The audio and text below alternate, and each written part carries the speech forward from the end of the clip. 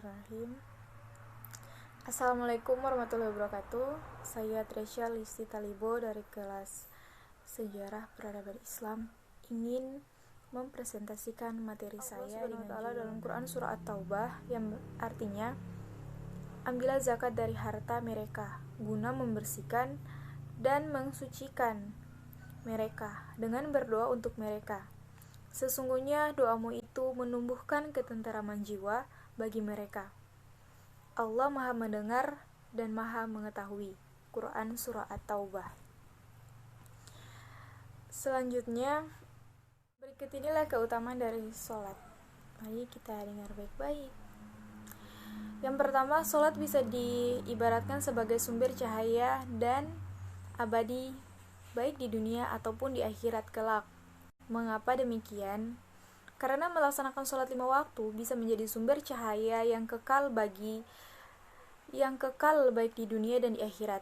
Dengan melaksanakan sholat, maka wajah Anda akan terlihat lebih bersinar dan berseri-seri. Karena air wudhu serta manfaat wudhu dalam Islam, ia membasuh wajah Anda tersebut. Selanjutnya, dengan melaksanakan sholat 5 waktu, maka akan bisa membantu menghapuskan dosa. Semua itu diperkuat dengan adanya penjelasan dari seorang yang bernama Abu Hurairah, bahwasanya Rasulullah SAW pernah bersabda yang berbunyi, di antara sholat 5 waktu, di antara Jumat dan 1 jam dan Jumat lainnya, di antara Ramadan dan 1 dan Ramadan lainnya, itu akan menghapuskan dosa di antara keduanya selama seorang menjauhi dosa-dosa besar. Hadis riwayat Muslim. Dan keutamaan yang ketiga yaitu dengan melaksanakan sholat 5 waktu, maka akan mampu digunakan sebagai alat untuk mencuci dosa. Semua itu diperkuat dengan adanya penjelasan dari seorang yang bernama Abu Hurairah radhiyallahu anhu. Ia pernah berkata bahwasanya Rasulullah SAW pernah bersabda, tahukah kalian, seandainya ada sebuah sungai di dekat pintu salah seorang di antara kalian, lalu ia mandi dari air sungai itu setiap hari 5 kali, apakah ada tersisa kotorannya? Walau sedikit. Para sahabat menjawab, tidak akan tersisa sedikit. Keutamaan dari sholat selanjutnya yaitu, sholat merupakan amalan yang utama setelah amalan mengucap 2 kalimat syahadat. Poin ini diperkuat dengan adanya hadis muttafaqun alaih. Antara lain, penjelasan yang dijabarkan Abdullah bin Mas'ud. Ia berkata, aku pernah bertanya kepada Rasulullah SAW, amalan apakah yang paling afdal? Jawab beliau, sholat pada waktunya. Lalu aku bertanya lagi, terus apa? Berbakti kepada orang tua? Jawab Nabi SAW. Aku bertanya lagi, lalu apa keutamanya? Jihad di jalan Allah. Jawab beliau, hadis riwayat Bukhari.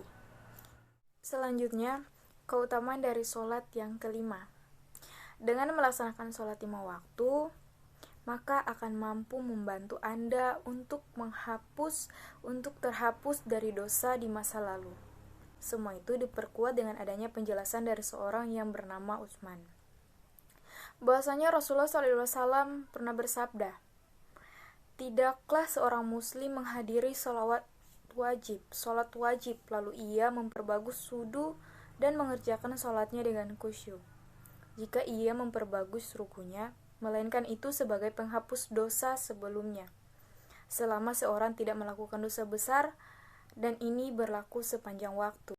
Dan yang keenam, dengan melaksanakan sholat 5 waktu, maka akan mampu menghapus dosa antara sholat yang satu dan seterusnya. Semua itu diperkuat dengan adanya penjelasan dari seorang yang bernama Utsman. Dan yang ketujuh, Allah menjanjikan kepada umatnya yang rajin melaksanakan sholat 5 waktu sebagai tamu agung di surga kelak. Semua itu diperkuat dengan adanya penjelasan dari seorang yang bernama Abu Hurairah, bahwasanya dari Nabi SAW pernah bersabda, barang siapa berpagi-pagi atau ketika sore hari menuju masjid, maka Allah akan menjadikan dia tempat sebagai tamu di surga ketika ia pergi di pagi hari atau di sore hari. Muttafaqun alaihi, hadis riwayat Bukhari. Dan keutamaan yang ke-8 yaitu jalannya orang yang akan menunaikan sholat 5 waktu dijadikan sebagai sebab seorang bisa masuk ke surga. Dan yang ke-10, meninggikan derajat seorang hamba di hadapannya. Dan yang ke-11, Allah akan menghindarkan kita dari kategori golongan orang kafir. Semua itu diperkuat dengan adanya penjelasan yang ada di dalam Quran Surah Maryam ayat 59-69, yang artinya, maka datanglah sesudah mereka pengganti yang jelek, yang meremehkan sholat dan menuruti hawa nafsunya, maka mereka kelak akan menemui kesesatan, kecuali orang yang bertaubat, beriman dan beramal saleh. Quran Surah Maryam ayat 59 sampai dengan 60. 12. Membantu para hamba terhindar dari siksa api neraka yang teramat pedih. Dan yang ke-13, orang yang menjaga sholat 5 waktu, maka para malaikat turut serta andil dalam menjaganya. Semua itu diperkuat dengan adanya penjelasan firman Allah yang berbunyi, dirikanlah sholat dari sesudah matahari tergelincir sampai gelap malam, dan dirikanlah pula sholat subuh. Sesungguhnya sholat subuh itu disaksikan oleh para malaikat. Quran Surah Al-Isra ayat 78. Sekarang kita lanjut di bagian syarat-syarat sah dalam melakukan sholat yang wajib dipenuhi oleh umat muslim. Yang pertama, beragama Islam. Dan yang kedua, sudah balik. Dan yang ketiga, berakal sehat. Dan yang keempat, suci dari hadas dan najis. Yang kelima, menghadap kiblat. Yang keenam, mengetahui masuknya waktu sholat. Dan yang ketujuh, mengerti syarat, rukun, dan sunnah sholat. Tata cara sholat wajib. Niat sholat isya. Contohnya, niat sholat isya. Usolli farel isya'i arba'a rakaatin mustaqbilal kiblati adaan. Makmuman atau imaman lillahi ta'ala. Terus takbiratul ihram. Di bagian takbiratul ihram ini, kita diwajibkan untuk mengangkat tangan sejajar dengan telinga kita. Daun telinga untuk laki-laki dan perempuan boleh sejajar dengan dada sambil membaca Allahu Akbar, yang artinya Allah Maha Besar. Niat bisa dibaca sebelum berarangan dengan takbir. Dan selanjutnya yaitu membaca iftitah. Ada dua doa iftitah.